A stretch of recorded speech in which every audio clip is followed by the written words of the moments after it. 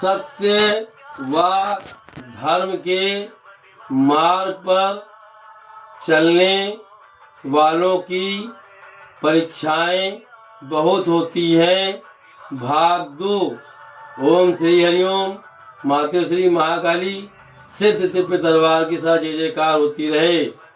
जो भी मनुष्य योगी संत महात्मा आदि सत्य व धर्म के मार्ग पर चलते हैं, उनकी परीक्षाएं ईश्वरीय शक्तियों द्वारा अवश्य ही ली जाती हैं।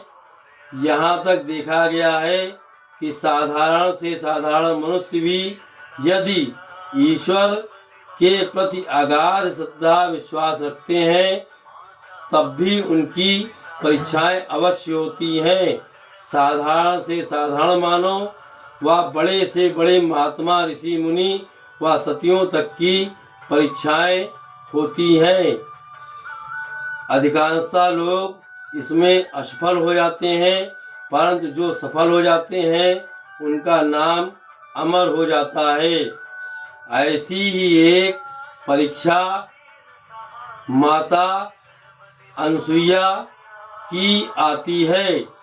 अत्रि मुनि की पत्नी माता अनसुईया का सतीत्व इतना ज़्यादा था कि त्रिलोक में जिसकी जय जयकार हो रही थी।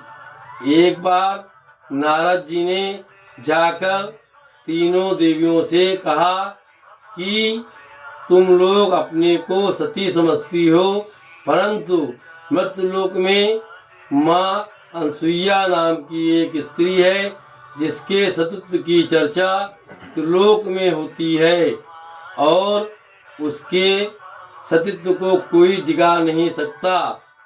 तीनों माताओं को बहुत आश्चर्य हुआ और वो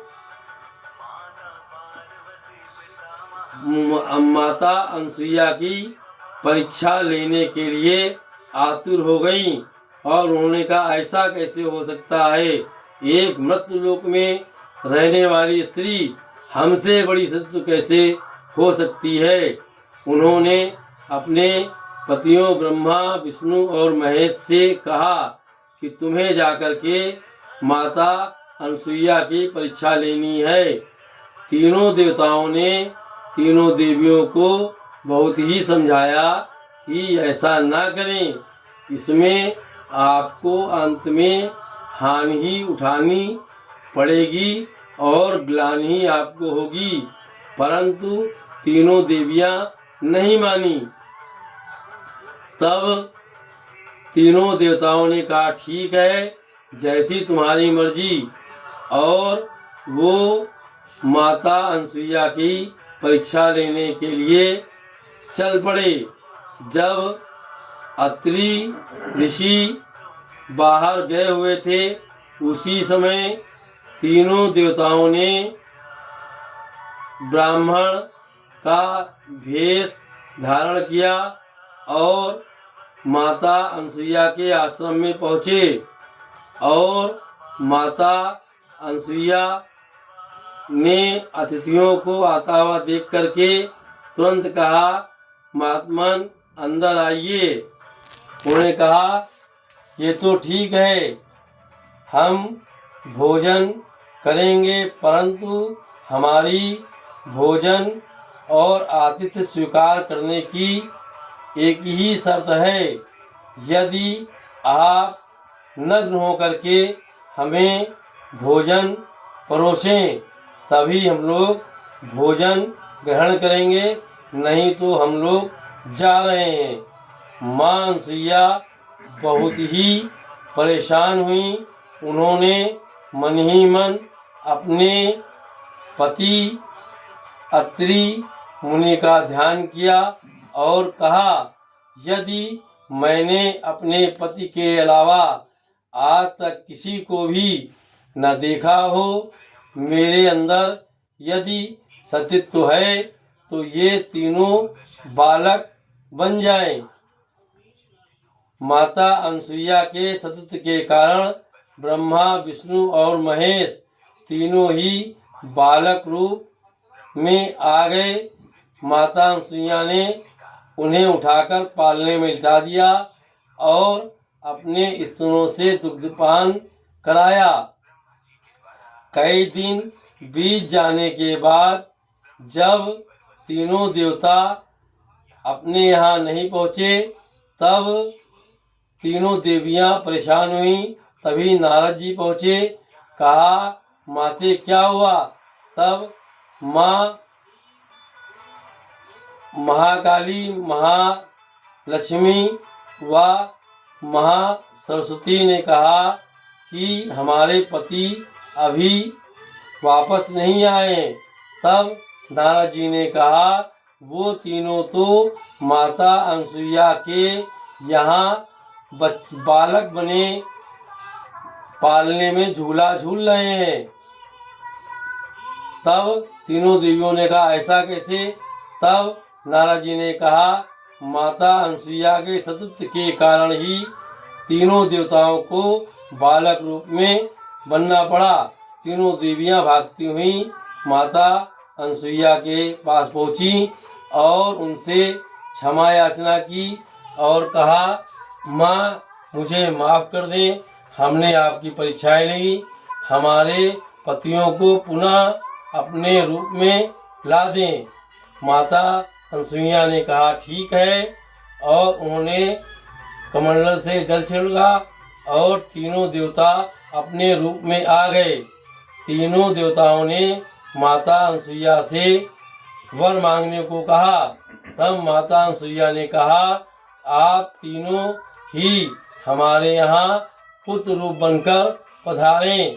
तभी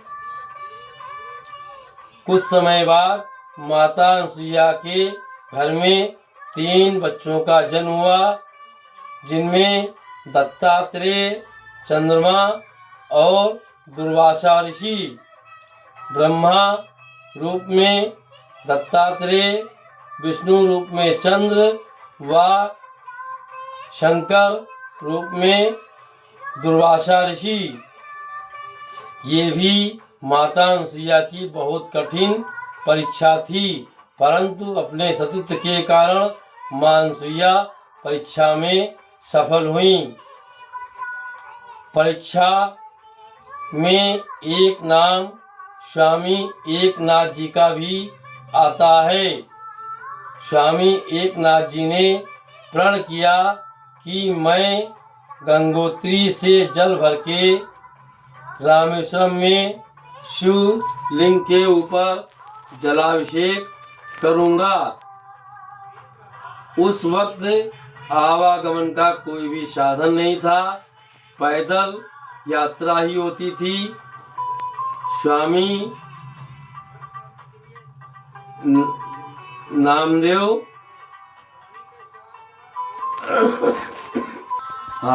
स्वामी एकनाथ जी गंगोत्री से कमंडल में जल भरकर रामेश्वरम की तरफ चलने लगे। काफ़ी समय चलते चलते लगा, काफ़ी महीनों बीत गए, परंतु उन्होंने एक बूंद भी जल कमंडल से छलकने नहीं दिया। और एक समय ऐसा आया जब रामेश्वर मंदिर का शिखर उनको दिखाई दिया।